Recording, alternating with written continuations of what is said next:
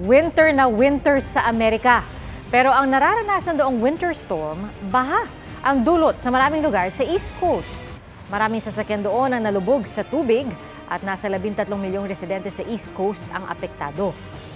Sinalanta rin ang Midwest at Pacific Northwest ng Amerika kung saan libo-libo mga bahay at negosyo ang nawala ng kuryente.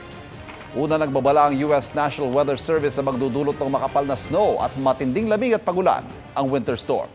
Libo-libong flights na ang naantala roon mula pa noong Biyernes.